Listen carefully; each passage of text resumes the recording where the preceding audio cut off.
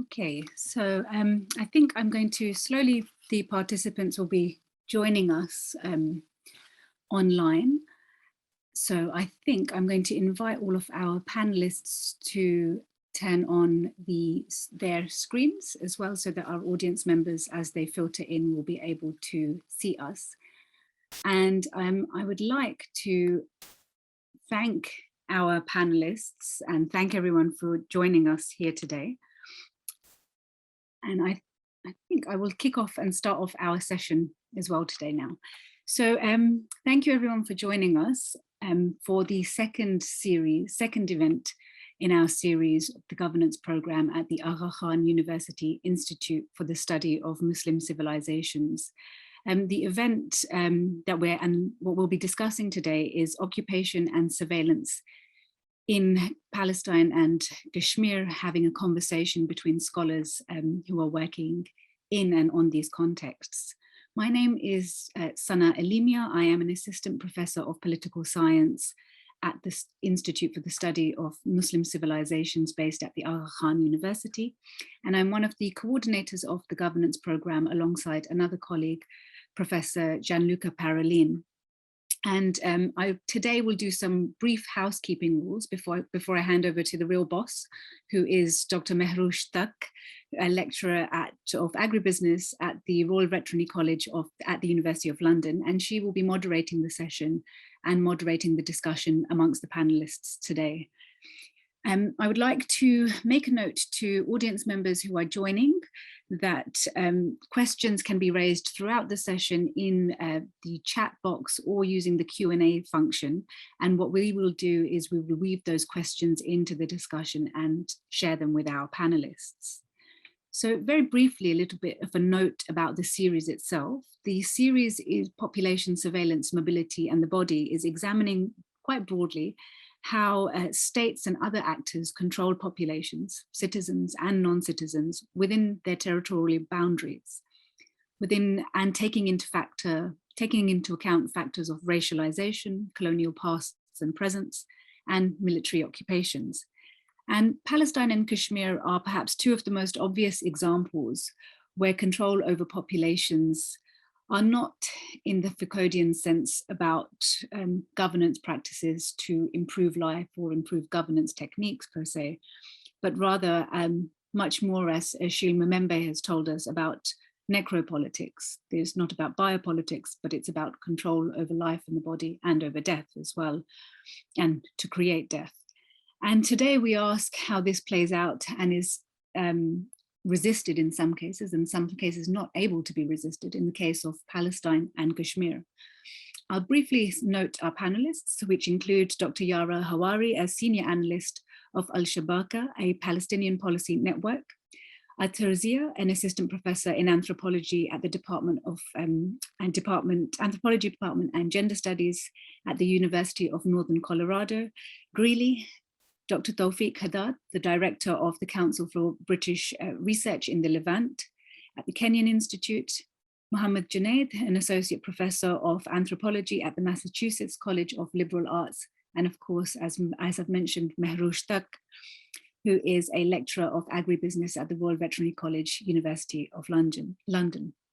Junaid wasn't able to join us today in person, but he has very kindly made a small video for the panelists, which have helped shape some of the discussions that we will have.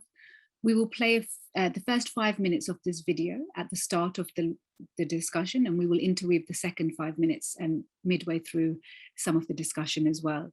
And I'll play the video and manage the technical sides, but for now I'm going to hand over to Mehroosh, who will be running the session. So welcome, Mehroosh, and thank you. Thank you, Sana. Thanks a ton for getting us together today, first of all, and thank you for AKU for organizing this seminar series. I will briefly introduce Junaid and the other speakers before we go into Junaid's video and then start with the conversation. First, actually, I would like to introduce Yara in a bit more detail. So as Sana said, Yara is a senior analyst at Al-Shabaka. It's a Palestinian Policy Network. She's completed her PhD in Middle Eastern politics from the University of Exeter where she still continues to be an honorary research fellow. In addition to her academic work, Yara focuses on indigenous studies and oral history, and she's a frequent political commentator for various media outlets such as The Guardian, Foreign Policy, and Jazeera English. She also has an upcoming novella that will be published in December called The Stone House, which I'm really looking forward to know more about and read. Next, from Kashmir and the US at the moment is Professor Ather Zia. She's an assistant professor at the University of Northern Colorado, Greeley. She's an author of Resisting Disappearance, Military Occupation, and Women's Activism in Kashmir. The book has won the 2020 Gloria Anzaldua Honorable Mention Award, and in 2021, the Public Anthropologist Award, among many other awards that she has won for this book. Very briefly, she's also a founding editor of Kashmir Lit and the co-founder of Kashmir Critical Studies Collective, which is an interdisciplinary network of scholars working on Kashmir. So if there are any other Kashmiri scholars over here who may want to get in touch with the network, I'm volunteering Ather to get in touch with her. And then finally, today we have Toufic Haddad, who is a social scientist and is based out of Jerusalem. His excuse me, his expertise are on political economy of development and conflict, and he's also an author of Palestine Limited, Neoliberalism and Nationalism in Occupied Territory. He has recently won a British Academy seed grant to establish a Kashmir Palestine Scholarly Network, which we will hopefully talk about a little bit towards the end of this seminar. And finally, Junaid, Mohamad Junaid, who we will hear from just now, is an assistant professor of anthropology, and he engages on questions of colonial continuity in post-colonial states, and also on democracy and self-determination and the areas of history and memory and space around them. Junaid has published in journals such as Comparative Studies of South Asia, Africa, and Middle East Identities, and also Global Studies in Culture and Power. So with that, I think I'm going to invite Sana now to share the video by Junaid for 5 minutes, and following which I'll invite all our panelists to comment on where Junaid has left off. Great. Thank you, Mehroosh. So I'm just going to start here.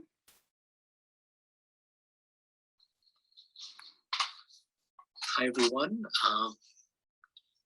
My name is Mohamad Junaid. I'm sharing remarks on the question of surveillance under military occupations via this pre-recorded short video. I wish I was there with you live in this important conversation so that I could answer some of the questions, but the timing did not work, so apologies for that. Well, it's no news that we live in an age of surveillance capitalism, which treats even elemental human experience as free raw material for profit extraction. Globally, surveillance is instrumentally used for behavioral modification to ensure guaranteed outcomes, often in a hidden manner and without the explicit use of the terror of the state. However, in those regions that remain under colonial military occupations, surveillance is neither new nor simply about capitalist exploitation. In such spaces, surveillance is integrated, distributed, and enmeshed with the terror of the state. As Al-Shabaka, the Palestinian Policy Network, notes in a report in 2017, and I quote, surveillance of Palestinians has always been part of Israel's colonial project, but new technologies have made this surveillance even more intrusive and widespread. Israel particularly uses social media to monitor what individual Palestinians say and do, as well as to gather and analyze information on attitudes among the Palestinian public more broadly. End quote. You can replace Israel with India and Palestine with Kashmir, but the phenomena described here would be very similar. India's control in Kashmir from 1947 onwards has been built around the twin strategies of tactical violence, which is administered gradually to terrorize Kashmiris into submission, and use of practices like cultural manipulation, political co-option, and societal chaos to prevent the formation of an effective resistance against India's colonization project. Much of this was executed through elaborate networks of spies, saboteurs, and political operatives. This network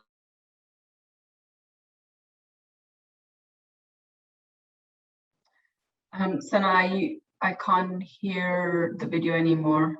is the Kashmiri name. Okay, I'm just going to pause back.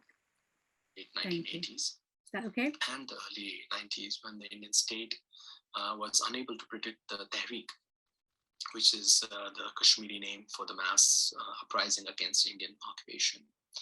Indian response to the Tehreek was violent, involving massacres of hundreds of protesting Kashmiris, which fueled an armed insurgency.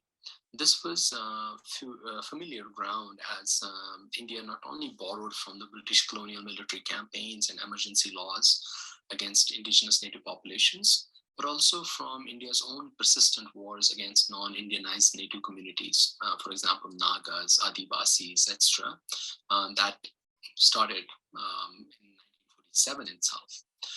The resultant colonial counterinsurgency war led to the deaths of tens of thousands of Kashmiris. The war against Kashmiris also hinged on rebuilding human surveillance networks in the form of special police officers, village defense committees, Ikhwanis, informers, to name a few. In the aftermath of the so-called global war on terror, India has extensively relied on surveillance technology to continue the counterinsurgency war. India sources much of its surveillance technology and equipment from Israel. These include surveillance drones and cameras deployed in dense urban spaces, and heat and motion sensors and weapons placed along the line of control, which is the line between the Indian-controlled and Pakistani-controlled parts of Kashmir. Recent exposés of the Indian government's use of Pegasus spying software developed by an Israeli company to surveil communications of some Indian journalists and civil society activists caused some commentary in the Indian media, even though the matter seems to have been quickly buried. However, in Kashmir, such software has been used across a much wider swath and for much longer. Way back in the late 1990s, the Indian state demanded that journalists working in Kashmir not use satellite phones because the government couldn't spy on them. Instead, landlines were distributed to reporters, often to the reporters working for the Indian media. By the mid-2000s, when mobile phones entered Kashmir, almost a full half a decade after they came to India, the Indian government couldn't always track them. As a result, India developed the brutal strategy of mass communication and internet shutdowns to punish and silence Kashmiris. In a report published in 2020, the Jammu Kashmir's Coalition of Civil Society called this practice, quote, digital siege, arguing that it is a multifaceted and targeted denial of digital rights and a systemic form of discrimination, digital repression, and collective punishment of the region's residents. So I'm going to pause it there, and apologies for the technical noise and buzzing. No worries. Thank you, Sana. And I think that's a very interesting way to get the conversation started. So may I now invite all the panelists to comment on some of the things that Junaid has touched upon. Particularly, he talks about how surveillance is not just a way of preventing violence, but a modality of occupational powers. How does it play in Israel, and but also, I mean, Ather, you can comment on more further from where Junaid has left. Maybe what I'll do is first invite Yara to talk about Israel, and then and Toufic, and then followed by Ather to round it up again around Kashmir. Yeah, thank you so much for that, and thank you for hosting us all today. As our colleague mentioned, surveillance has actually been, a crucial part of Israel's colonial endeavor even before the establishment of the Israeli state. we saw squads of Zionist paramilitary groups in the 1940s roaming Palestinian villages and cities, gathering information on Palestinians, creating files on resistance capabilities, etc. So in 1948, they were ready. They knew who to execute. They knew who to imprison.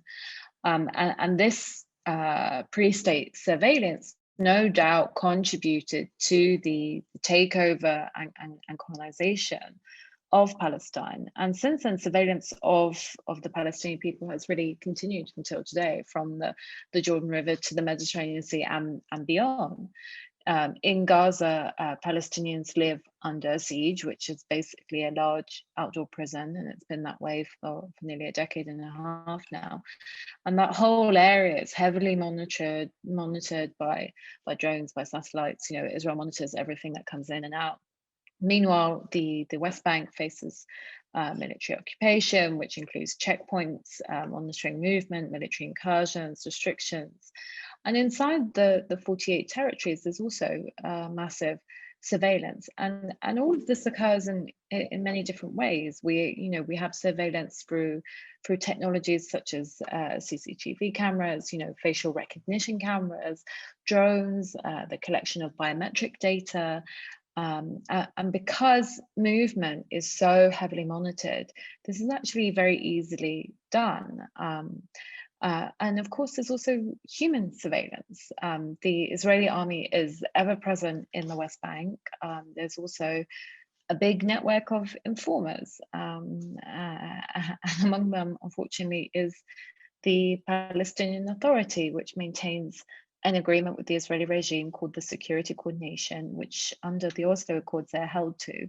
And this means that they're actually obliged to give over information on whoever Israel wants, and the PA maintains a pretty heavy monitoring regime as well, and so this surveillance is really done on a very massive and intrusive scale, and it also is done not only on the ground but also in the cyber sphere. And there's been a lot of work and reporting done on social media and how that takes part.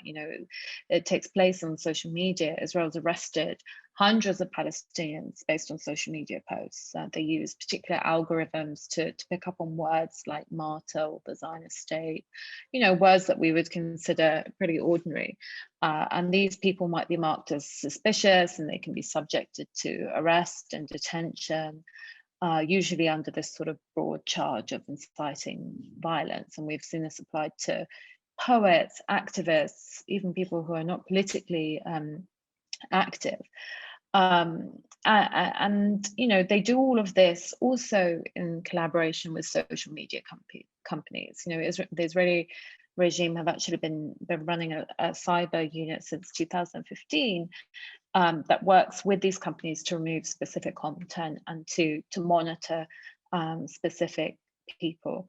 And just to end on an example, during this year, during the Unity Intifada, at the beginning of the summer, we saw lots of reports of Palestinian activists claiming that they had their content about Sheikh Jarrah, the Palestinian neighborhood facing ethnic cleansing, removed. And myself and many others also, we witnessed this. We saw things that we posted taken down, or content that was suddenly no longer available. So the surveillance really is very, very intrusive and pervasive. Yeah, so it's not just the state that is doing the surveillance, but it's also how the private sector, specifically the social media companies, come in and play their role here. Toufic, how about I go to you next, and then to Ather? Sure. Obviously, I would agree a lot with what Yara has said, and all I'd probably add to it are some sort of nuances on things, and also to get a sense for the extent of the issue. Of course, Yara is correct to note that the monitoring and surveillance of Palestinians started well before the state, and the British were doing it as well as the Zionists. And there was an extensive mapping of social leaders that was taking place. If you're, there's a book by Hillel Cohen on this issue, Army of Ghosts or something like that. Ghosts is in the title. And it has to do with how they had simply mapped all the political and social leaders and who was active.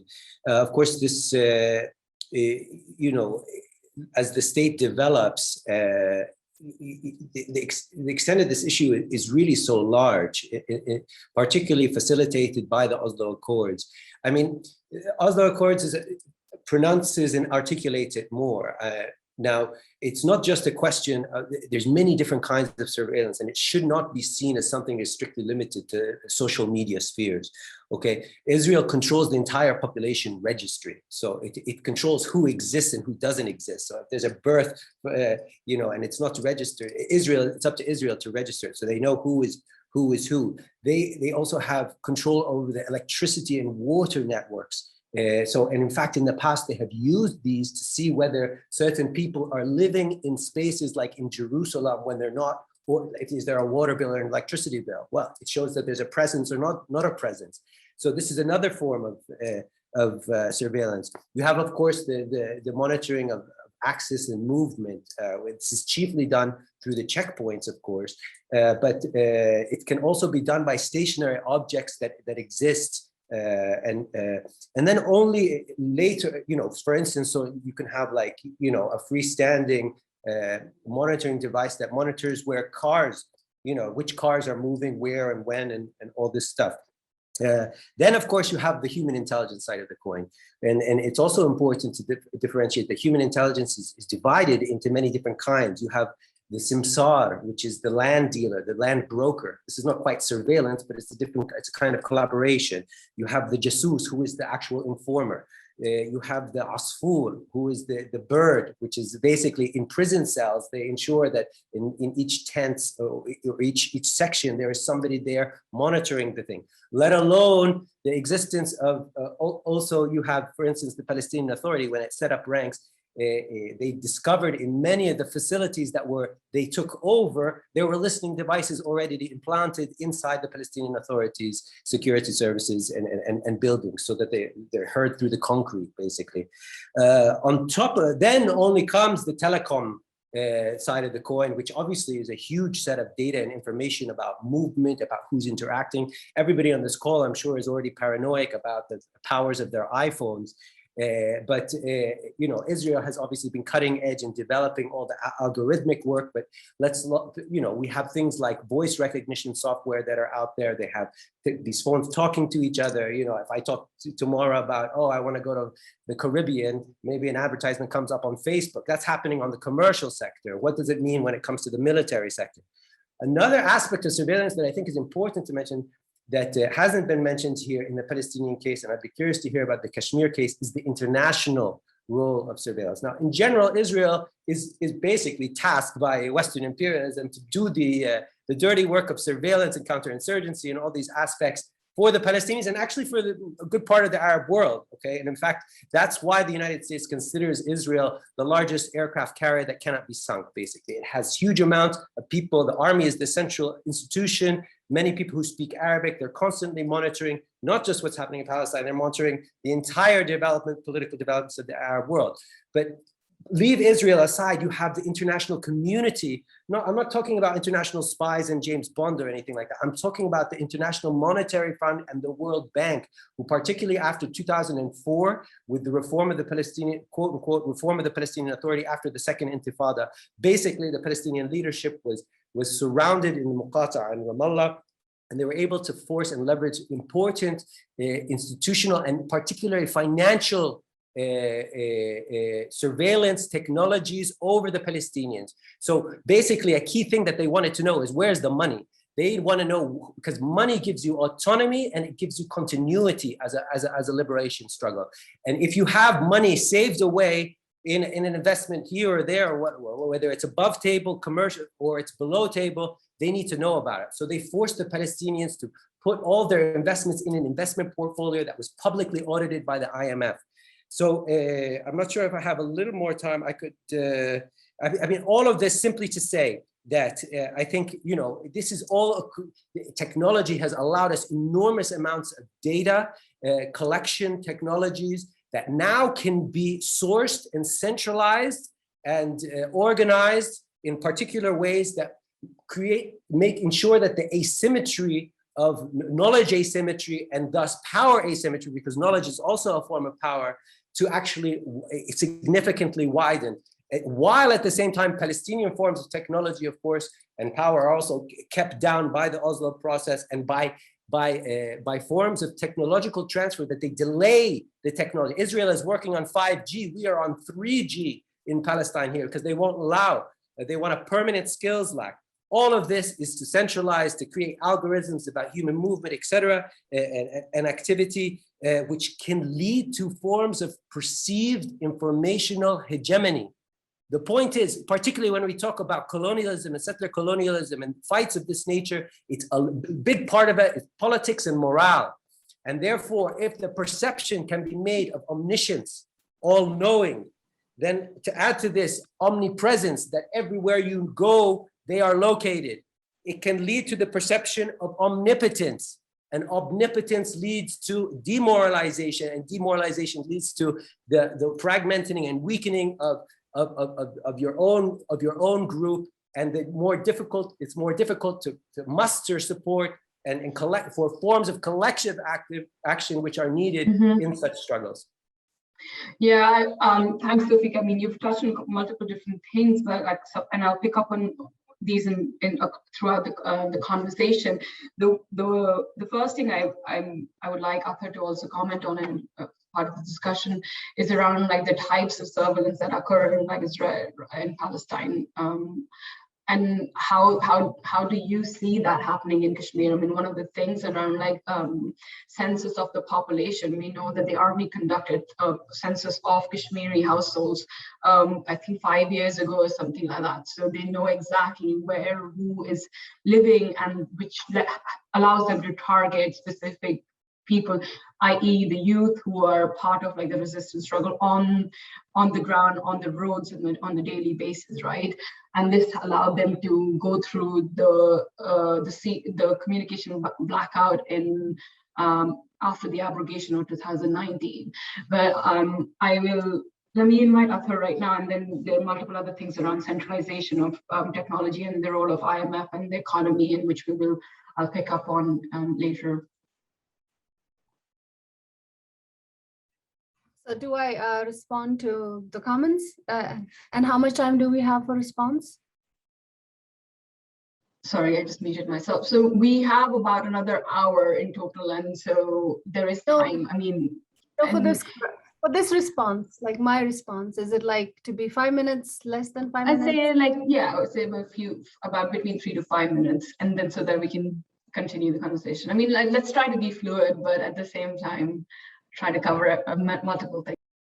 So thank you so much, Sana, and thank you everyone for organizing this, and Toufic and Yara and Mehroosh for being here and talking about this very important topic and concern that we have in Kashmir and of course in Palestine and all the besieged people and occupied people across the world. I have there's so many resonances here, and I know that it's not rocket science to know that there are resonances, and I also know that a lot of us know there are so many similarities and overlaps between the Palestinian struggle and the Kashmiri struggle, especially not just what the struggles are about, but also how they are occupied, these peoples, and how these occupations are managed by these both on-ground and digital surveillance technologies.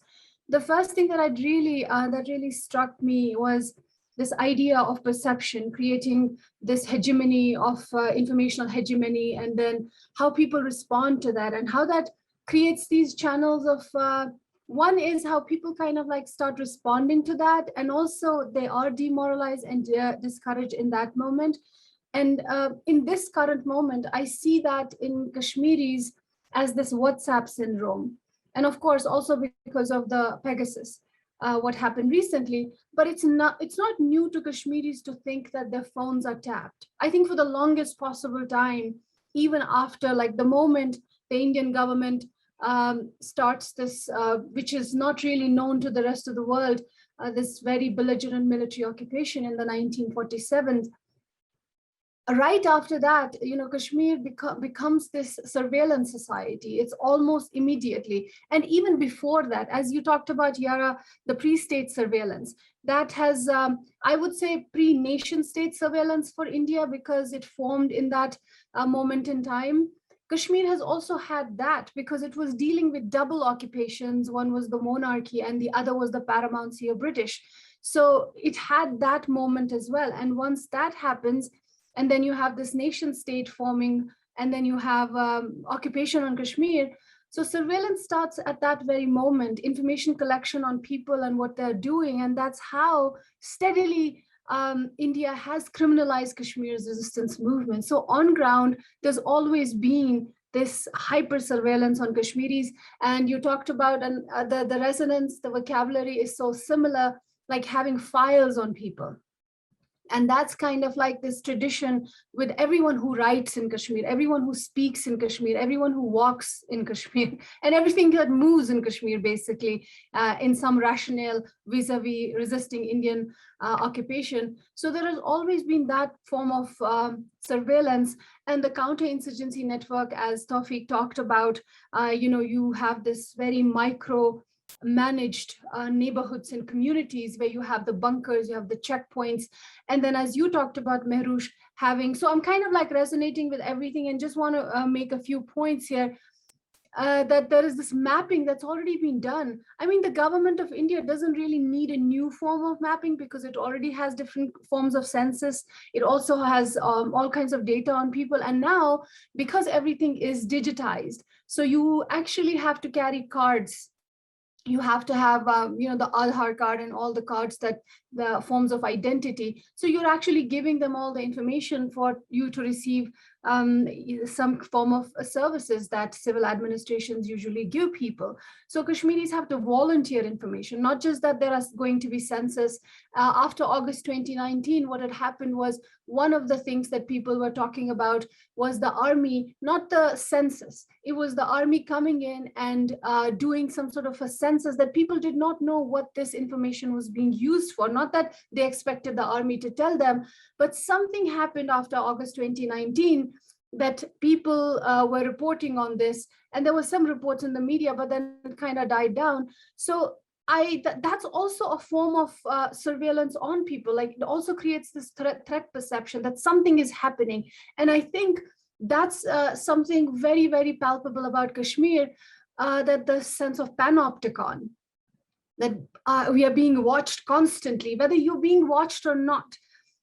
That's that the perception is always there. And I think that's one of the representational threats that the nation state, these occupying forces create. And I think that's also a major part of the surveillance system, where people self-regulate, where some people, they are resistant, and there is this inverse resistance as well. They use code words, and they even just normal talk is kind of like spoken in codes.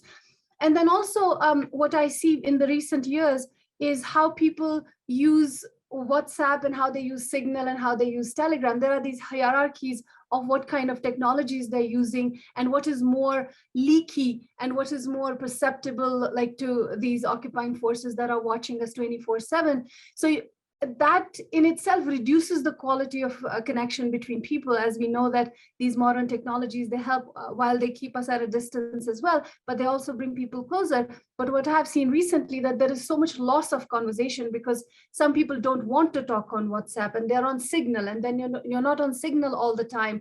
So you can see how much confusion is created in conversations that could be fruitful at some level. So I do want us to kind of like look at that ethnographic element as well as we are talking about this. So this does come under the rubric of what Junaid already mentioned as the JKCCS report, where they talked about the digital apartheid, where you not only hold back services from people. You not only make them used to internet shutdowns. India actually broke its own record of internet shutdowns in August 2019, when Kashmiris, they were kind of like sent back to quote unquote the Stone Age, and they had no internet, they had no cable, they had no facility, modern day broadcast facility, I think for 4 or 5 months till October. And then they released the 2G, and then that became a joke between the Kashmiri community about videos that they could not watch and the downloading, and then also banning of sites. They could not, there were some sites, including some of the sites that still like belonging to Kashmiri scholars who are working on international level, Kashmiri Scholars Consultative and Advocacy Network. That website cannot be accessed in Kashmir. Stand in Kashmir cannot be accessed in Kashmir. And I know there are many, many websites. So that's also like whitelisting of sites, like what can the people read and what can they not read? And then also the success of VPNs, and then how much access do people have to that kind of technology? Like how can they access this information through these different platforms, and what kind of softwares do they have to use? So Kashmiris are always in this flux. Even today, as we're speaking here, I think one of the generals of the army has said that the clampdown, or he has used this particular word, the shutdowns can return to Kashmir. And what does that do to the economy as we're speaking? Like there's that side as well. So digital apartheid, one, we know that these occupying powers, they are surveilling people 24/7. That is people's life. Not that we should be sort of condoning that or thinking that this is people's life, so there's no way around it. But the fact is also seeing the social, the political, and the psychological ramifications of what these technologies are able to do. So one of the things for Kashmiris, it is already known as one of the most beautiful prisons in the world. That's kind of like become the trope around Kashmir because it is so highly surveilled. I remember this one report, and also personal communication from a person after August 29, once they woke up in the morning, they looked out of the window, instead of the mountains, they saw the drones. Like there was a drone at eye level kind of hovering outside their window. So that has become people's lives. They know that they are going to be surveilled, and then their phones are going to be tapped. Their businesses are going to suffer losses. As I said, even as we speak, Kashmiris are trying to do some business on Instagram. And this is after 2019, when everything, billions of worth of losses that they have taken, not only because they were under severe curfew, but also the kind of digital apartheid they're continuing to face in this present moment. So there are economic ramifications, psychological ramifications, and of course the ramifications of what happens to the killable Kashmiri body. Like when you look at how encounters take place and how they use digital technology in ferreting out the militant hideouts. And then the other side of it is distribution of cell phones. That was at one point, I remember talking to a woman who was very worried that her young boys, because the army also has these programs where they, especially now, where they reach into communities and then try to, snare young boys into their counterinsurgency network. And one of them was through cell phones, because, distributing cell phones, if they're having a match of, if they're having a cricket match, they're organizing this, and then they hand over these cell phones to these young boys. So one of the mothers, her husband was a militant and he was killed, and her kids, of course, they were under more surveillance than the rest of the neighborhood. And they used to be called to the army camp every now and then.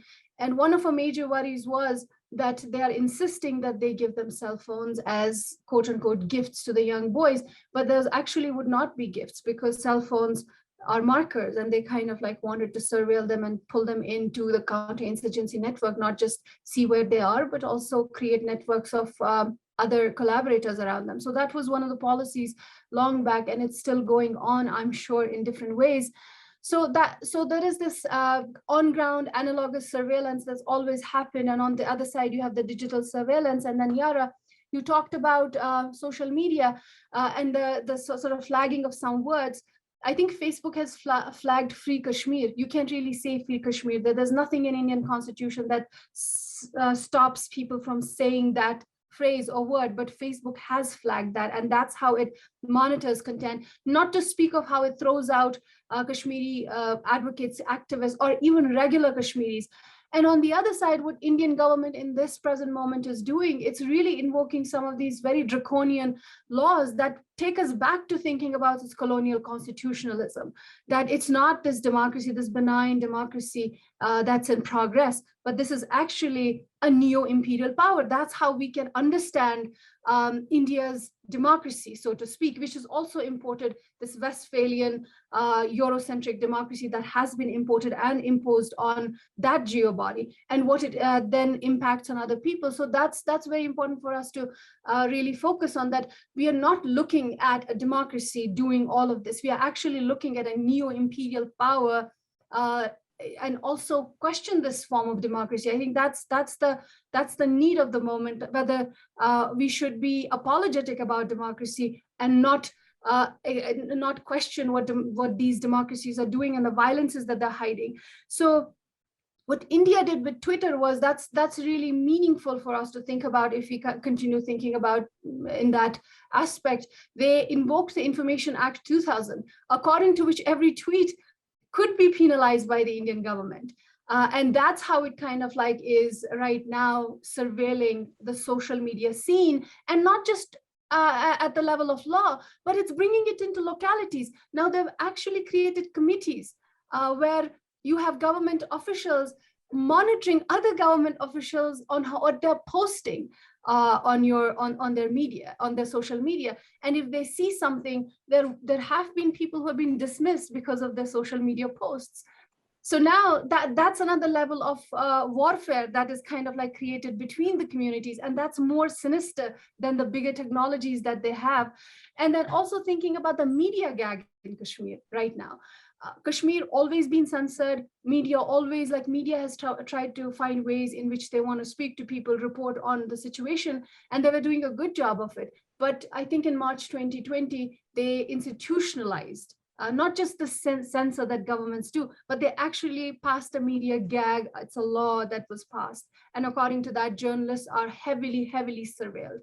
And this current moment, they cannot go and report on encounters, because that gives away some information that's going to harm the sovereignty of India. So I think these things we need to kind of like illustrate for people who don't understand how bad and how inhuman life can be in such surveillance circumstances. But at the same time, we need to understand that we are not dealing with democracies. And I think that's the bigger line that has to be drawn. These states, these occupying powers get away by saying that they have to protect their national security and sovereignty, but that is not based on people's genocide, whether that be a digital genocide or that be the genocide of peoples as we know it. That's where I'd like to stop and maybe take the discussion further. Thank you. Right. Thanks, Ather. And I think there are a couple of things that have kind of stood out from what Ather and like Toufic have said about like economic ramifications for the population and the regions because of like the technology surveillance that is going on, but also how, in a way, the state of this new colonial powers use the economy to find where the money is, what Toufic you just said about where is the money and how do you stop the flow of money within households and passing money across households, and particularly in Kashmir.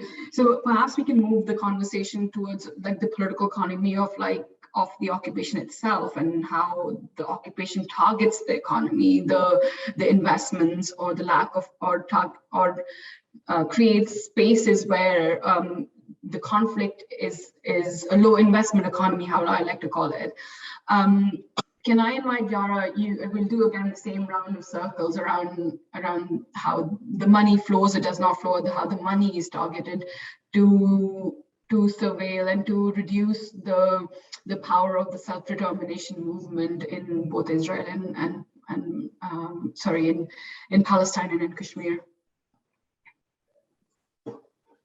When we talk about the Palestinian economy, there isn't really such a thing. These sort of fragments, economic fragments, because in reality, it's been totally occupied by Israel since the creation of the Israeli state. You know, in 1948, the Israeli Zionist project completely wiped out Palestinian society, wiped out its economy, and it was brought under complete economic subjugation. And that was further cemented with the Oslo Accords, which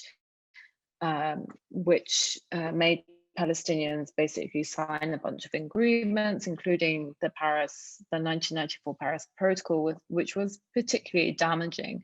Among many things, it imposed an unequal customs union, which granted Israeli businesses direct access to the Palestinian market, but restricted Palestinian goods entry into the Israeli one.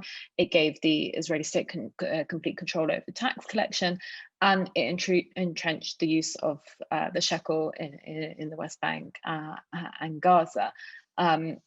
And so basically the Palestinian Authority, the newly created Palestinian Authority, had no means to impose fiscal control or adopt any kind of macroeconomic policies.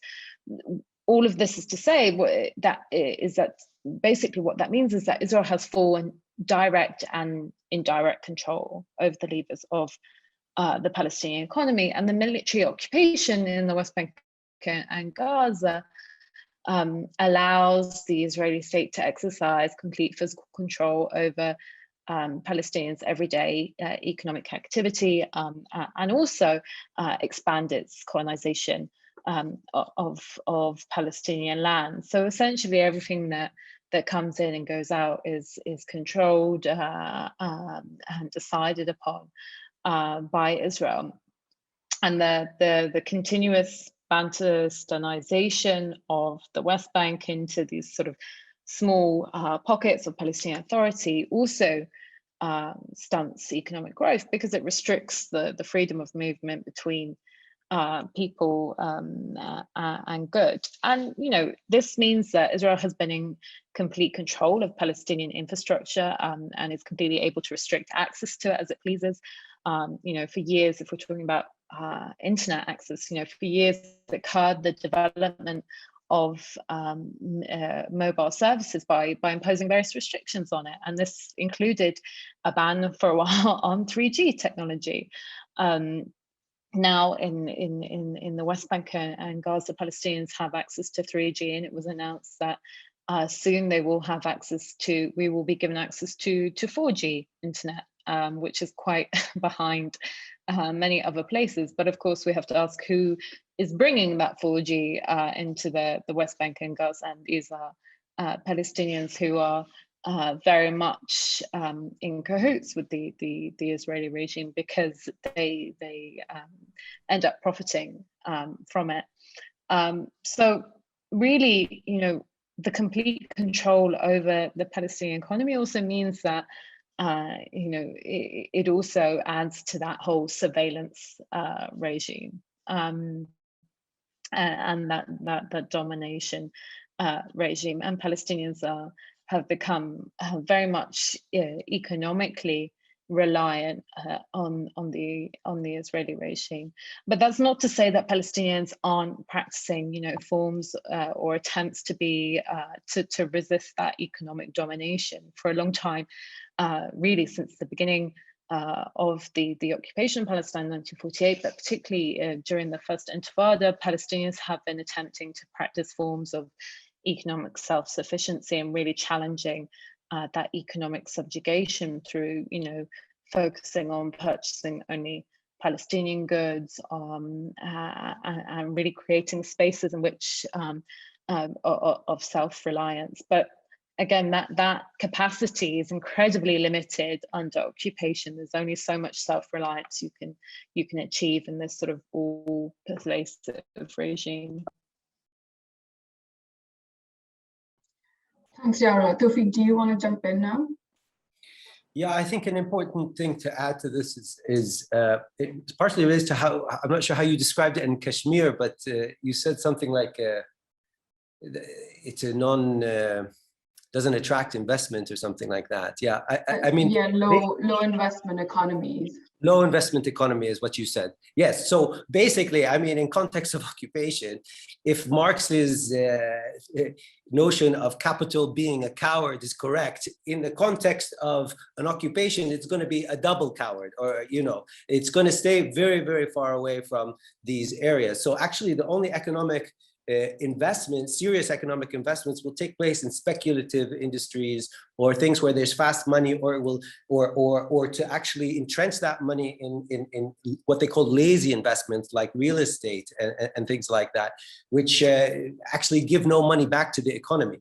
Now, Israel has, like, you know, Harvard scholar Sarah Roy has characterized the Palestinian economy as de-developed, differentiating it from quote unquote development or underdevelopment.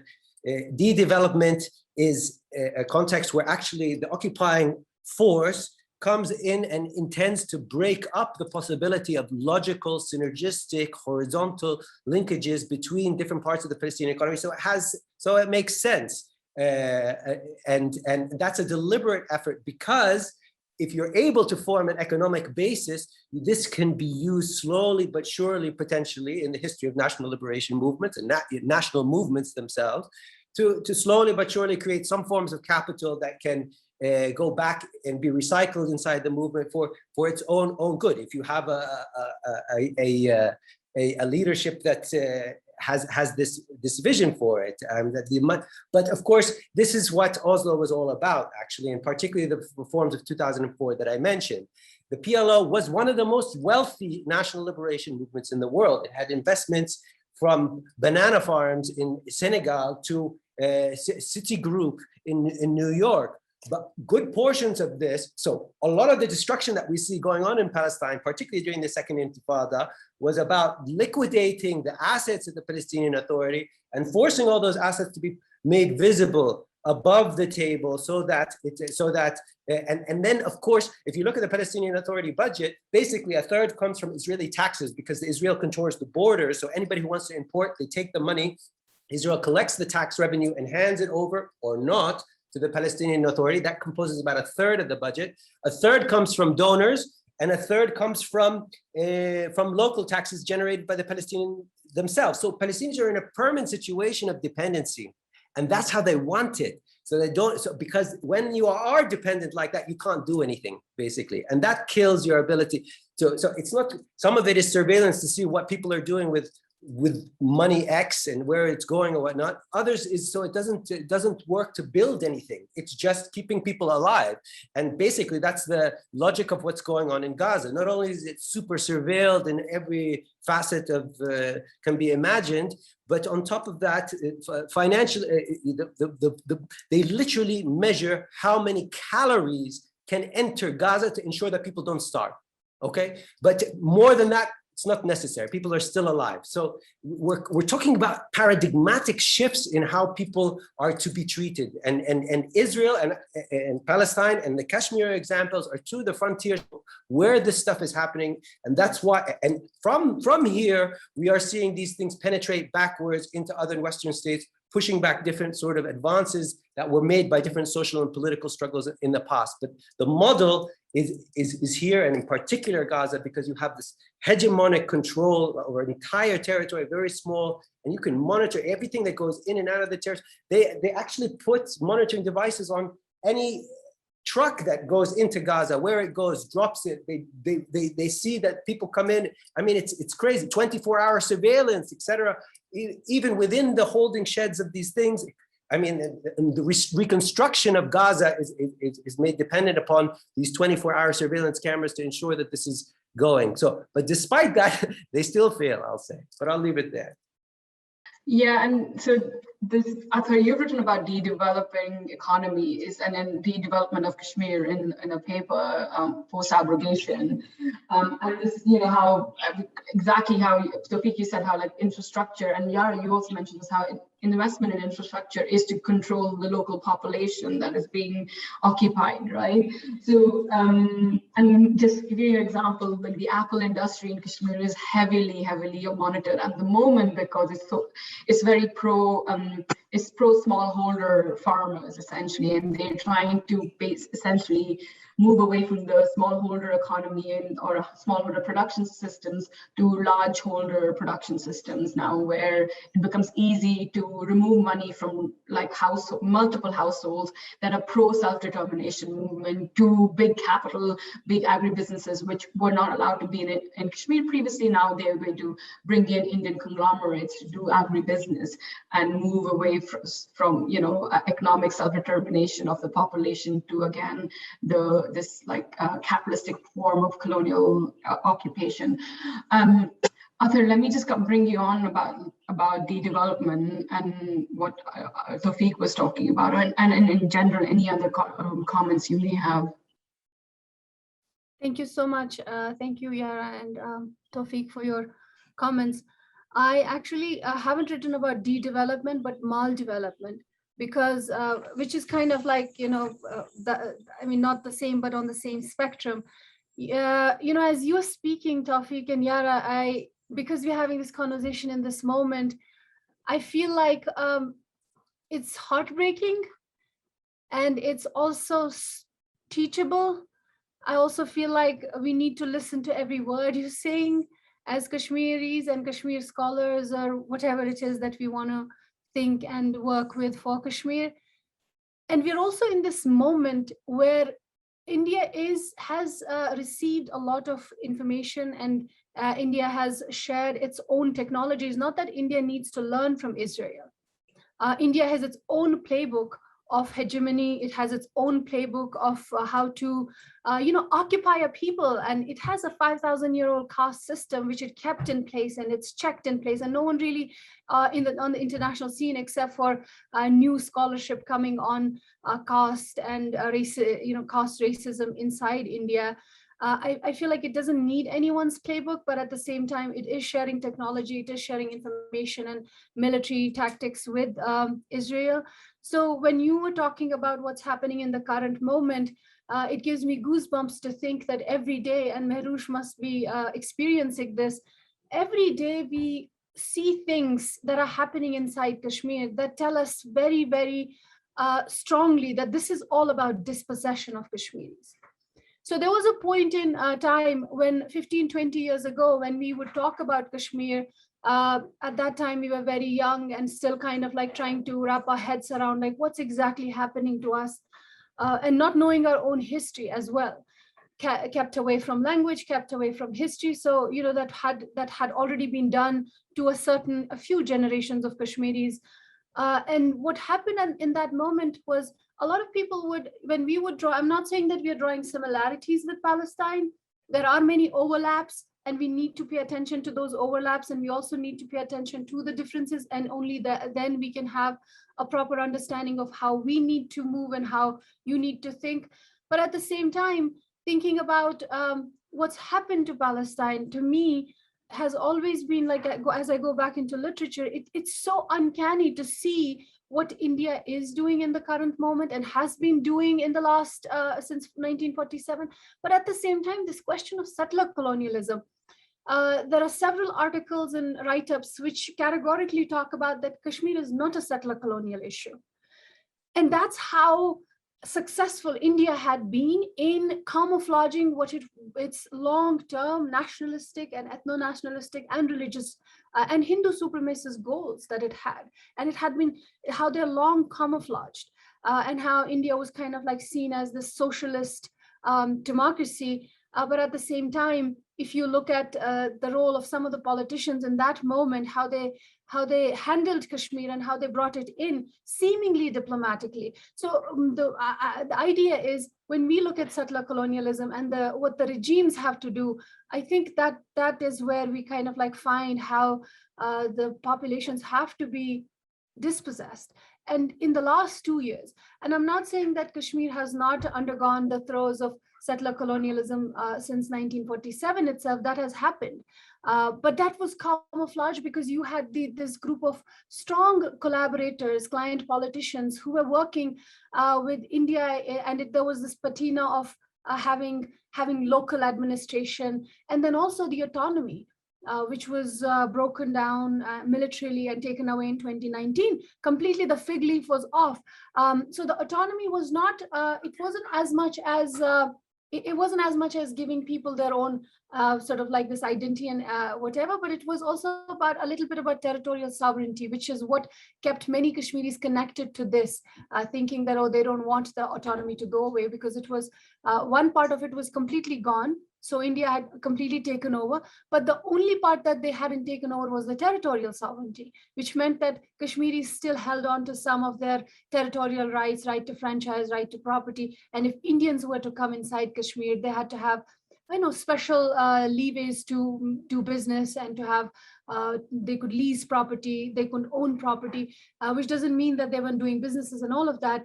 But since 2019, what we see is the domicile law that, and Kashmir is a union territory directly administered by India.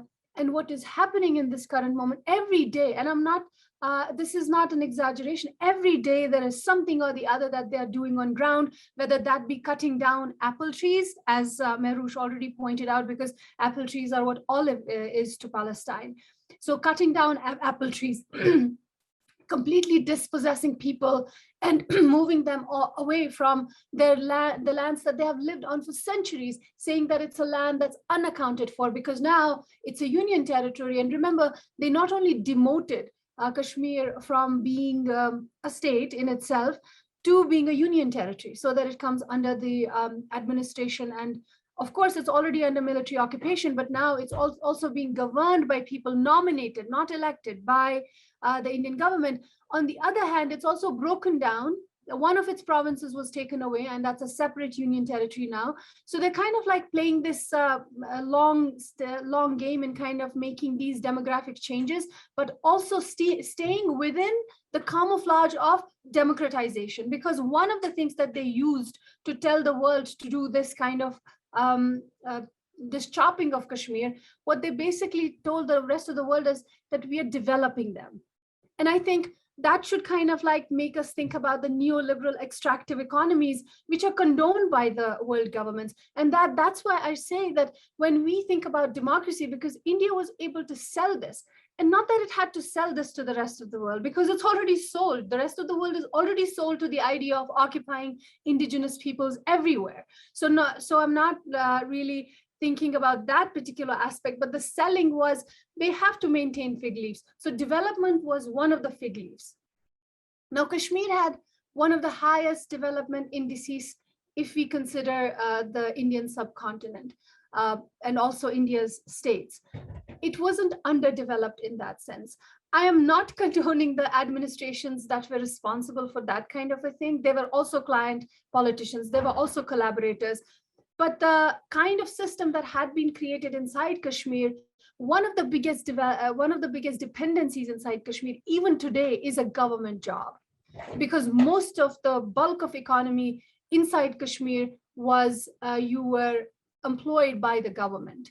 So many people in Kashmir, they covered almost all in subcontinent, but mainly in Kashmir because this was an economy. So that dependency had been created from 1947 itself, this behemoth bureaucracy that had been created. There was no other proper means of having a job in a private sector other than being somewhere in the government. So there are people who are really trained as, let's say, they could be doing wonderful things by themselves, but they want a government job. So that's kind of a trope inside Kashmir. But now, so then the other part was the horticulture, the agriculture. Now with this, the settler colonial policies regarding residentship, regarding domicile, regarding who owns land, regarding centuries of accountability of which land is what, which is the questions that are being raised now. They are actually going deep into the communities and dispossessing people. The example of sand, Kashmiris used to dig sand. That was one of the, I didn't even know till very recently, which is why I say that we are being educated every day in how many ways we are being dispossessed each day. As I speak here, I dread opening any social media portal, any newspaper, just to see what kind of law they have changed today. And Toufic and Yara, as you're talking about Palestine, it seems like I don't want to call it Palestinization because that also hurts our hearts. But this is what's happening inside Kashmir. And it's almost like we should be reading what has been done to Palestine, what has been done to, and then also thinking about, while I'm here in the US and thinking about the settler colonial state that I am inside, that has nicely camouflaged itself as this state, this democratic state, and doesn't talk about that genocide. That's also a teachable moment for us to reflect on that positionality and reflect on that history, and know that no one is on our side, basically, because the world is geared towards settler colonial states.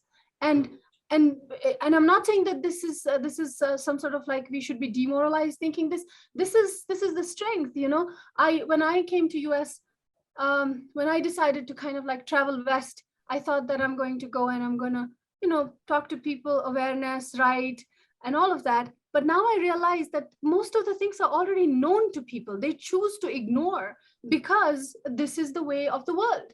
The way of the world is settler colonialism. I'm standing on a ground where a genocide has happened. Until very recently, and as I say, that I stepped into someone else's nightmare. So I think we have to talk. We have to look at the nuances. We have to look at the details of what the occupation is doing to us, how these occupations are similar, how the methods, their playbooks are similar and different. But at the same time, we as peoples from Palestine to the indigenous communities here, to Australia, you know, we are all besieged by the same settler colonial occupations that are bent on extractive economies. And that's why August 2019 happened inside Kashmir, in the brazen light of this global age of information. You had people who were inside this genocide alert issued a watch on Kashmir, and no one cared. The people were, you know, there were doctors protesting on the streets of Kashmir saying that our patients are dying because, you know, just release a little bit of internet. Nothing happened. Lancet wrote an editorial saying that this is a humanitarian crisis. That was completely ignored. The entire body inside Kashmir of these, inside India of these medical doctors, they came together saying that Lancet is wrong. What we are doing inside Kashmir is right. So when you have peoples, when you have your own peoples doing this and talking like this and having this mindset that our national sovereignty is under threat by Kashmiris who don't even now own pocket knives, I think. So that kind of becomes very telling for us to know that we are set against the idea of democracies. We have to question, and I think when we are questioning the democracy, we are not, and that's also Israel, that's India, that's US.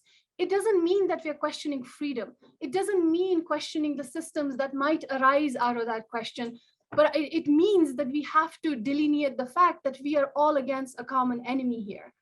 And that's enemy against indigenous peoples. It's the big nation states trying to get into, I mean, just the example of sand. Kashmiris used to do business in sand. Now, when I go back into literature and I look at people who have reported on sand diggers in Kashmir, I see that it had been a big part of the economy. Kashmiris were under internet ban, and they could not even apply for the contracts to get these sand contracts to dig sand. And there were contractors from Delhi and other places who came in and they took those big contracts. That was the first thing that happened after August 2019. It's like it wasn't even the big part of the economy. The other thing that happened was the moment August 2019 happened, they took away Kashmir's autonomy militarily and re-annexed it after officially in 1947. What they did was they took away, there were 219 projects. They took away the Forest Advisory Committee and they started building roads the very next day. After August 5th, within the next 10 days, they had passed like 219 projects, I think. And that makes us think that we are not only up against one thing. There are these multiple layers of occupations that we are under. And we have to, this is the moment, because I think solidarities and people are talking to each other. And someone had pointed out in the question, and I'll end there, that on one hand, these perceived digital technologies, they discourage us. But I think they also have a little leeway where we can talk, where we can develop these forms of solidarity. And this conversation is an example. Thank you so much. Yeah, sorry, Ather, can I just, before we move on, I just want to, there's another question around water and how water is controlled. Maybe if you can talk about the Kashmir and the dams and hydroelectricity, and then Yara and Toufic can talk about water and how water is controlled in Israel, and also comment on how indigenous knowledge and knowledge creation is controlled by the occupying state that Ather has been talking about so far. Yeah, just quickly talking about the waters. I won't go into too deep nuances because there is this issue of rivers and dams between India and Pakistan. And it does have one of the successful water treaties in the world, which has held on for the last 60 years. That's a separate question altogether. But of course, there are so many machinations around what India does in releasing the water and what happens inside Pakistan and how people get flooded, inundated. That's a separate discussion altogether. But talking about waters inside Kashmir, there are hydroelectric power projects that were a problem even before August 2019, that were already under India's control. And it's very telling for us to see who was detained during, or who was arrested during the August 2019 re-annexation by India.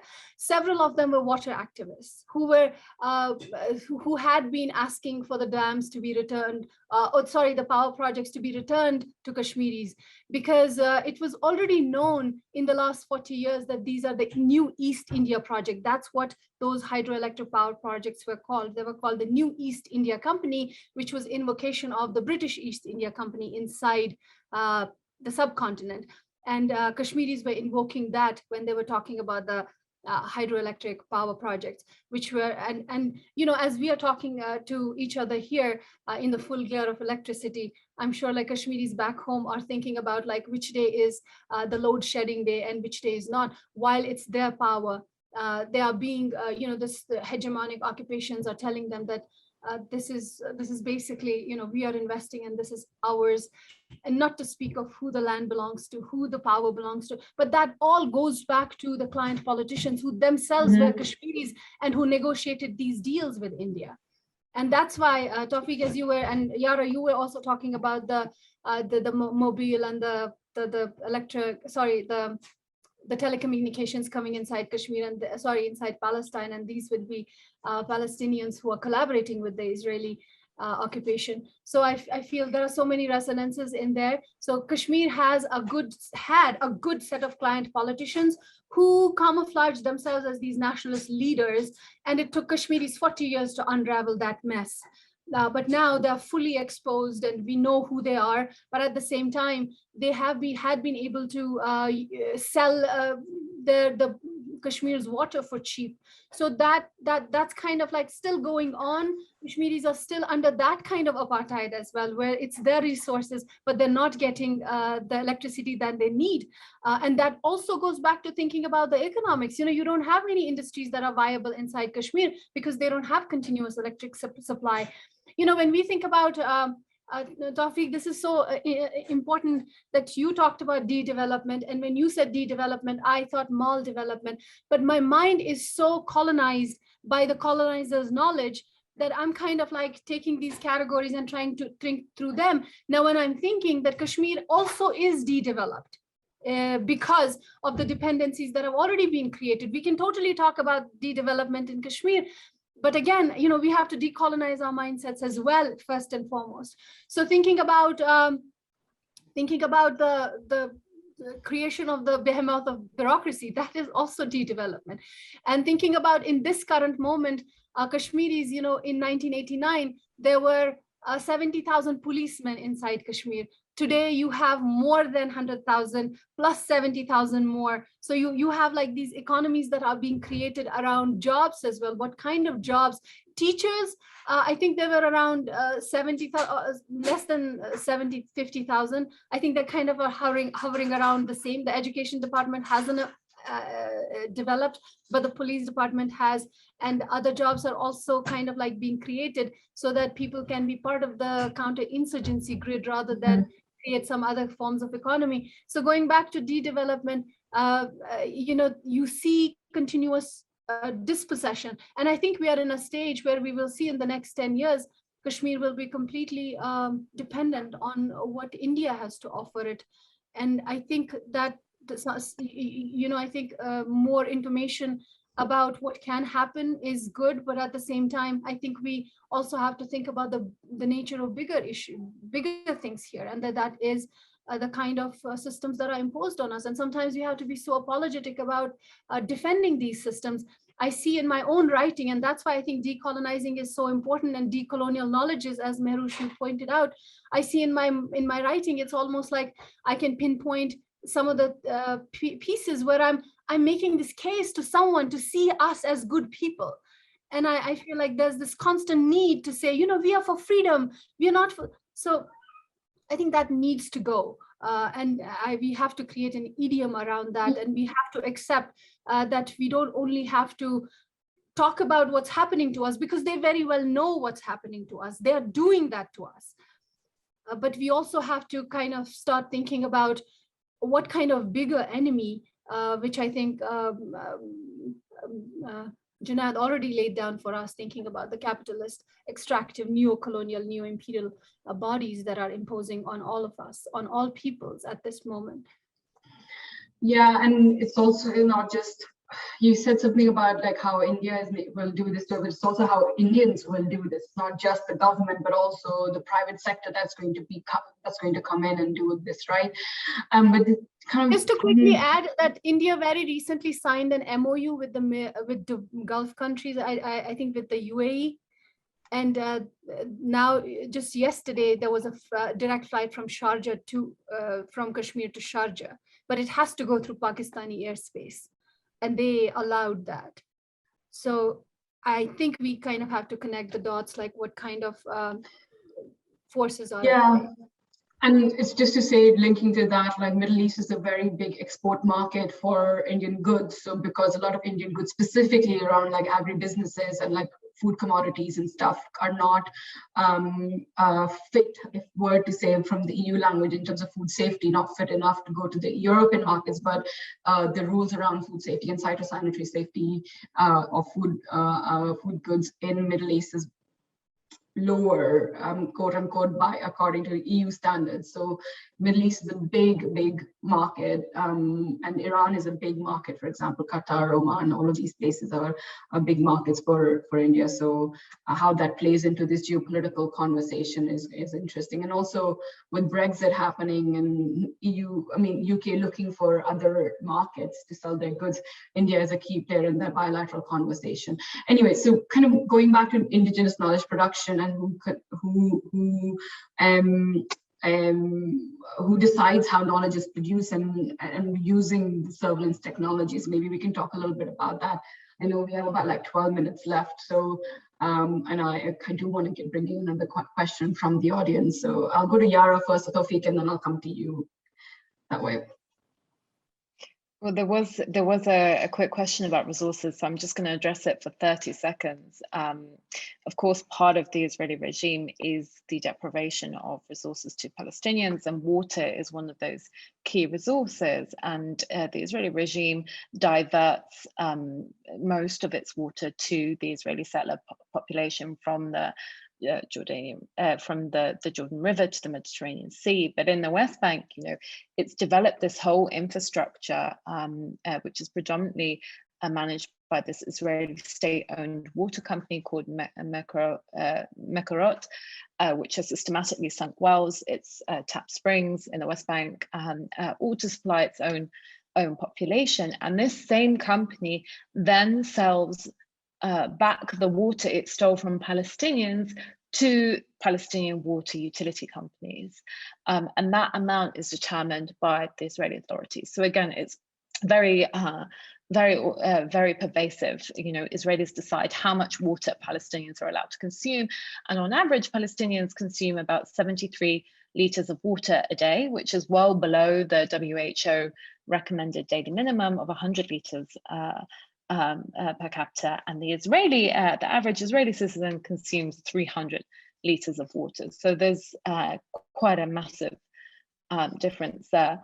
And now to address your question about knowledge production and how tightly this is controlled and how fundamental it is to the Israeli settler colonial project.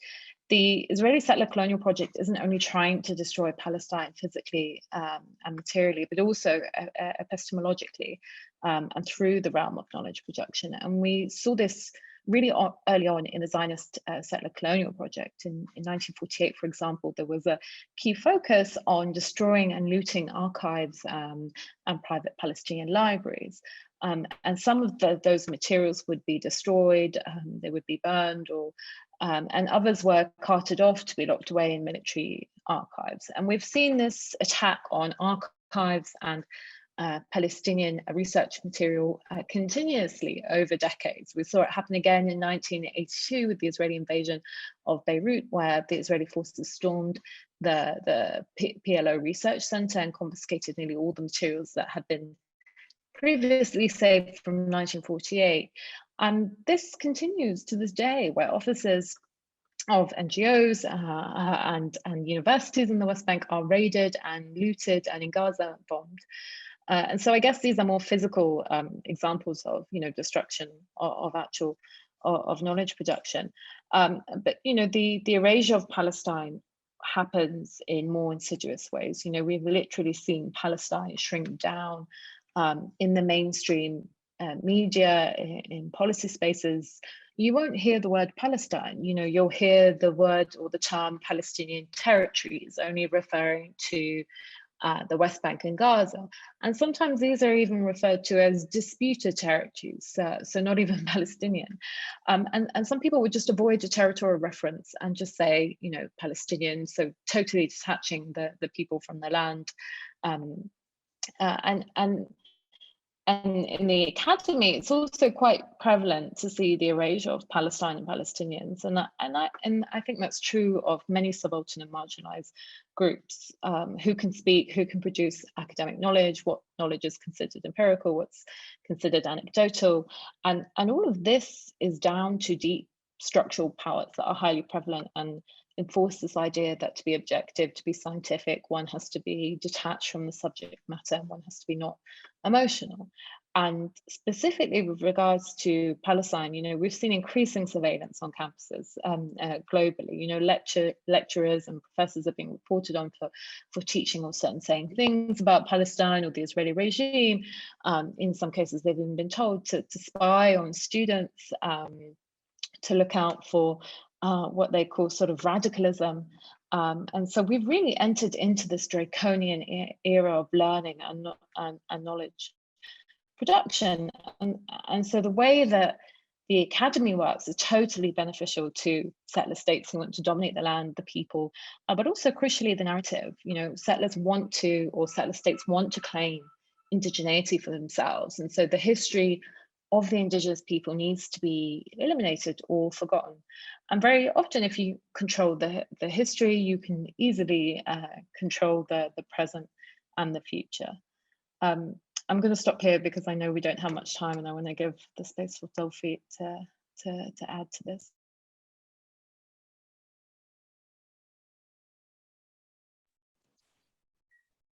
Go ahead. Yeah. I know there's limited time left, so I don't know if you want me to answer that one. I think, yeah, no, definitely. We have 2 minutes to answer that, and then the last 5 minutes can be about solidarity and building networks. Okay.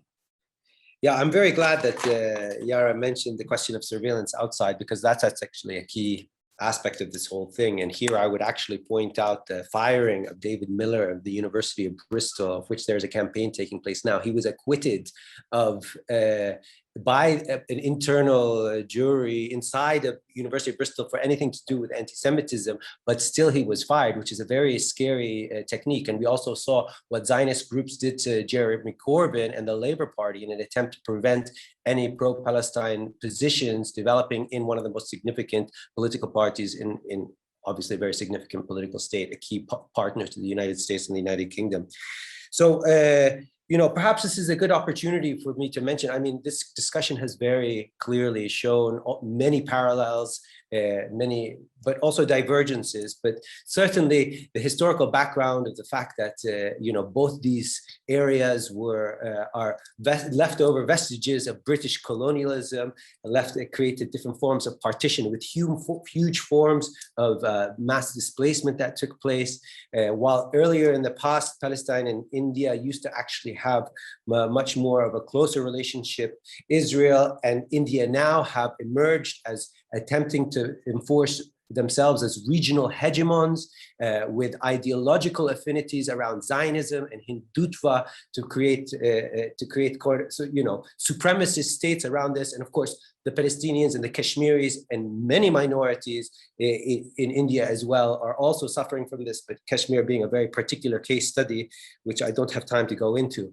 But all this to say that these parallels as an academic and as somebody who has actually worked on the question of India and Israel and the Palestine, those connections, we need to move beyond just making sort of webinar type or coffee table type of allegories. We need to study these, we need to get serious about them. And for that, actually, that's Dr. Sana Alimia mentioned at the beginning that I was able to get a small seed grant to try and help establish a Kashmiri Palestine solidarity network for scholars, okay, where we can study these specific connections between, and it's very important, I think, here to get the knowledge and to produce knowledge about what's happening here. So both of our movements understand one another better, and also that we can act in solidarity with another and take our messages out, because I think here it relates to the question of what Ather was speaking about at the very end. What do we do? I mean, all of this surveillance and stuff like this, and not just that, the power asymmetries and what's happening on the ground do indeed lead to demoralization. But I would argue that we must build upon the inspiration of our historical movements and what they have been able to achieve, which continue to surprise and continue to inspire, whether it's Maqbool Bat in Kashmir or it's the Palestinian resistance that again and again appears in Gaza and across the West Bank. So in that regard, I would like to actually make an open call to anybody who is interested, is a Palestine or a Kashmir scholar or studying the connections, to send us an email at kashmirpalestinescholars@protonmail.com. So that's Kashmir Palestine Scholars, one word, @protonmail.com. We need to take this struggle into organizing, not into just making connections, because we need to organize the thought, and we need to see how we can do it, because I do believe here that there are things that we can do. In fact, it's important to maintain political integrity and confidence and morale in this struggle, because that's one of the only things we have. We do not have the weapons that the Indian state does, or that the Israelis have, or that the Americans give them both, or wherever they get their weapons from. We have the cause of justice and truth on our side, and we need to organize. And this is certainly a historical struggle. There's no question it's not going to be easy. But sharing knowledge about these things and seeing what we can do about it is a key to that. And this network is an attempt to start that dialogue and those debates and those connections, which I think is a long time coming. So I welcome and invite anybody to be able to send us an email to that email, and we can move forward. Thank you. Thank you, Toufic. Toufic, may I please ask you to put the email address in the chat box so everyone can copy that before we close for today. So just on the topic of solidarity, very briefly, like 20-second interventions from Ather, yourself, and Yara. I do want to, I think we've already talked about solidarity, and it's very clear that there are overlaps, similarities, there are nuanced differences, and we need to talk about them. And Kashmir is kind of like on steroids right now towards full-fledged settler colonialism. And historically, settler colonialism has already happened, but it was so well camouflaged. But I do want to say that what exists between, in my vantage, I kind of like see the relationship between, especially from the Kashmiri vantage, towards Palestine as this affective solidarity. Kashmir is one of the places, I think, or maybe one only place where there is a protest, especially against the indiscriminate force that's used upon protests, but they still take the risk and go out into the street whenever Palestine is attacked. by Israel. And in 2016, there was a young boy who was actually martyred during one of those protests. So I kind of think that there's, but there is evidence, and Kashmiris have always proven how much affect and solidarity they have for Palestine. And I think those linkages already exist. And I have a paper, I don't know if you want to, there's a guest edition of the issue of identities, which is actually about Kashmir and Palestine, which I co-edited with Goldie Asuri from University of Warwick. She also has done some work and moved towards thinking about Palestine. And we had a conference, and then we had the special issue as well. So that might be helpful in thinking about, Junaid was a part of that as well. So that might help us kind of like think about what already has been thought. And there are other articles as well that might be helpful for us to have this conversation move further. And solidarity, I actually am wearing earrings today which say Palestine. These are old Palestinian 1939 coins. So I thought that just to give myself this, just to kind of like warm my heart that occupiers can do what they do, but I think we have the ethical, and we are on the right side of history. I think that's what's important. And these Kashmiris, now when we are looking back at our history, it's been like a centuries long struggle. And now we are kind of like, but I think this moment is also very generative, because indigenous people all across the world have this understanding, and they're kind of rising up against settler colonialism, especially looking at the capitalistic, extractive, neoliberal democracies that are wreaking this havoc upon everyone to speak of. Thank you so much. Thank you, Ather. Yara, finally.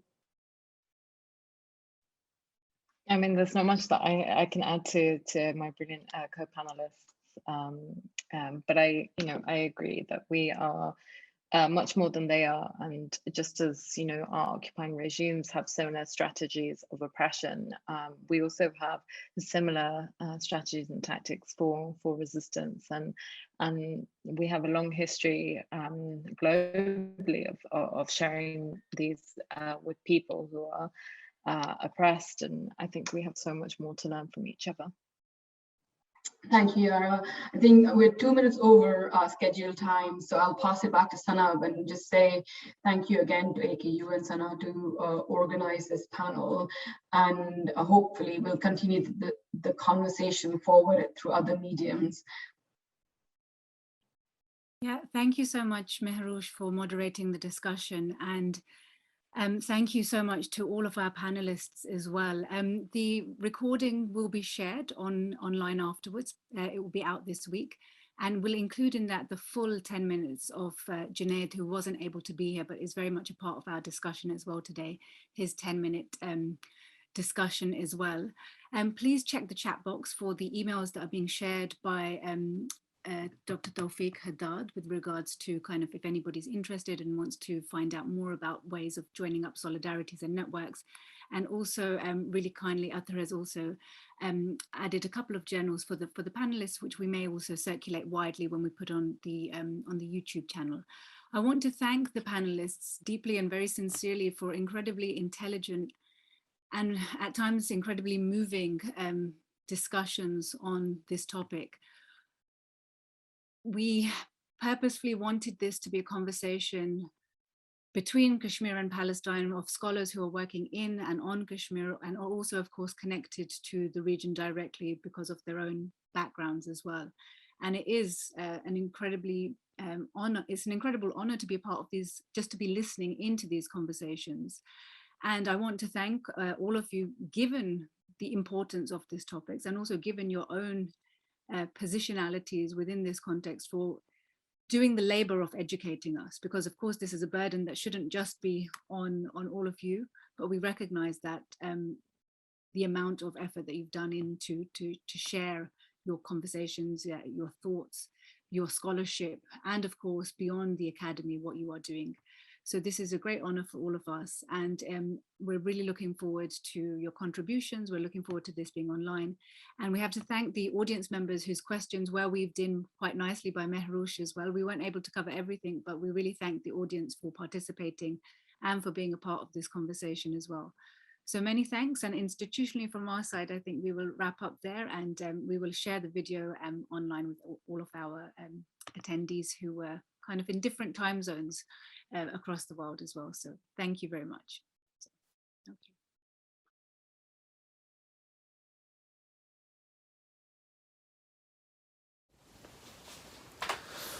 Hi everyone, my name is Mohamad Junaid. I'm sharing remarks on the question of surveillance under military occupations via this pre-recorded short video. I wish I was there with you live in this important conversation so that I could answer some of the questions, but the timing did not work, so apologies for that. Well, it's no news that we live in an age of surveillance capitalism, which treats even elemental human experience as free raw material for profit extraction. Globally, surveillance is instrumentally used for behavioral modification to ensure guaranteed outcomes, often in a hidden manner and without the explicit use of the terror of the state. However, in those regions that remain under colonial military occupations, surveillance is neither new nor simply about capitalist exploitation. In such spaces, surveillance is integrated, distributed, and enmeshed with the terror of the state. As Al-Shabaka, the Palestinian Policy Network, notes in a report in 2017, and I quote, surveillance of Palestinians has always been part of Israel's colonial project, but new technologies have made this surveillance even more intrusive and widespread. Israel particularly uses social media to monitor what individual Palestinians say and do, as well as to gather and analyze information on attitudes among the Palestinian public more broadly. End quote. You can replace Israel with India and Palestine with Kashmir, but the phenomena described here would be very similar. India's control in Kashmir from 1947 onwards has been built around the twin strategies of tactical violence, which is administered gradually to terrorize Kashmiris into submission, and use of practices like cultural manipulation, political co-option, and societal chaos to prevent the formation of an effective resistance against India's colonization project. Much of this was executed through elaborate networks of spies, saboteurs, and political operatives. This network unraveled for a short period of time in the late 1980s and the early 90s when the Indian state was unable to predict the Tehreek, which is the Kashmiri name for the mass uprising against Indian occupation. Indian response to the Tehreek was violent, involving massacres of hundreds of protesting Kashmiris, which fueled an armed insurgency. This was familiar ground as India not only borrowed from the British colonial military campaigns and emergency laws against indigenous native populations, but also from India's own persistent wars against non-Indianized native communities, for example, Nagas, Adivasis, etc., that started in 1947 itself. The resultant colonial counterinsurgency war led to the deaths of tens of thousands of Kashmiris. The war against Kashmiris also hinged on rebuilding human surveillance networks in the form of special police officers, village defense committees, Ikhwanis, informers, to name a few. In the aftermath of the so-called global war on terror, India has extensively relied on surveillance technology to continue the counterinsurgency war. India sources much of its surveillance technology and equipment from Israel. These include surveillance drones and cameras deployed in dense urban spaces, and heat and motion sensors and weapons placed along the line of control, which is the line between the Indian-controlled and Pakistani-controlled parts of Kashmir. Recent exposés of the Indian government's use of Pegasus spying software developed by an Israeli company to surveil communications of some Indian journalists and civil society activists caused some commentary in the Indian media, even though the matter seems to have been quickly buried. However, in Kashmir, such software has been used across a much wider swath and for much longer. Way back in the late 1990s, the Indian state demanded that journalists working in Kashmir not use satellite phones because the government couldn't spy on them. Instead, landlines were distributed to reporters, often to the reporters working for the Indian media. By the mid-2000s, when mobile phones entered Kashmir, almost a full half a decade after they came to India, the Indian government couldn't always track them. As a result, India developed the brutal strategy of mass communication and internet shutdowns to punish and silence Kashmiris. In a report published in 2020, the Jammu Kashmir Coalition of Civil Society called this practice, quote, digital siege, arguing that it is a multifaceted and targeted denial of digital rights and a systemic form of discrimination, digital repression, and collective punishment of the region's residents. International internet freedom agencies regularly list India as the worst offender in internet shutdowns by a wide margin.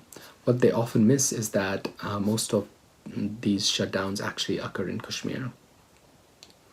Kashmiris take mass surveillance as a given fact and a reliable assumption to make while navigating the overwhelming odds the colonial occupation places in making Kashmiri everyday life arduous.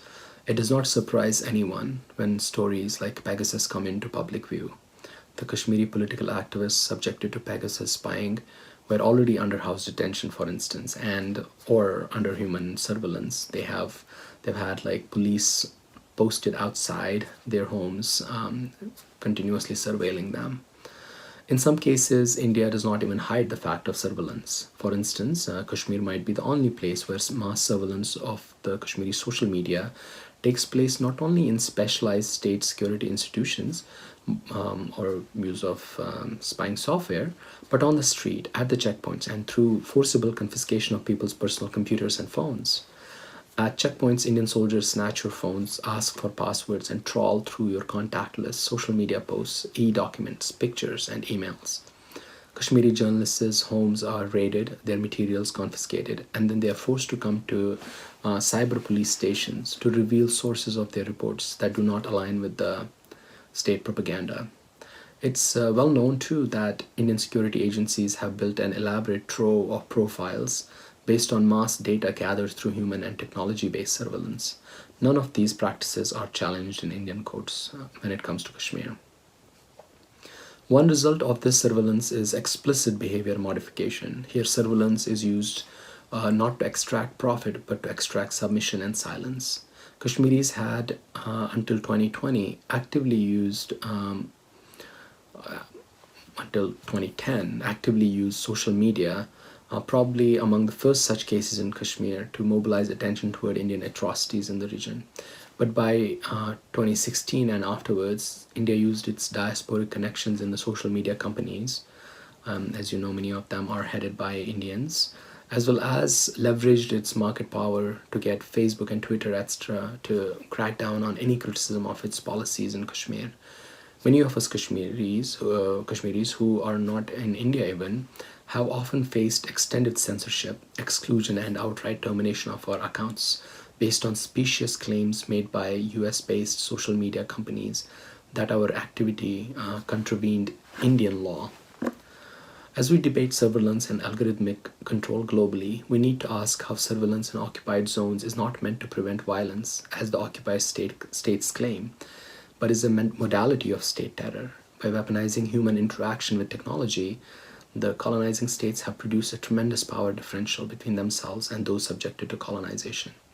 Ongoing surveillance capitalism has grown out of the ongoing surveillance colonialism.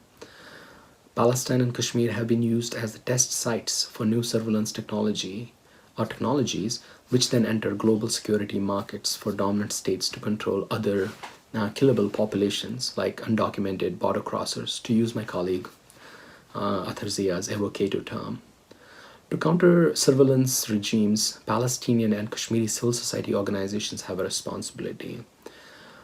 They must raise awareness about digital rights. They must continue to expose and mobilize against Israeli and Indian surveillance regimes. They must build coalitions with transnational internet rights organizations that can help exert pressure on social media companies against censorship or censoring or aiding in the persecution of Palestinian and Kashmiri freedom of expression. And lastly, potentially also build coalitions with international internet freedom activists to mobilize liberatory technology as opposed to the surveillance and control technology that can help circumvent colonial digital sieges as well as prevent human rights violations. Because I'm not present with you there, if there are any questions that you need answers for, please reach out to me at mohamad.junaid@mcla.edu. Thank you so much. I want to thank all the organizers and wish you all my very best. Thank you so much.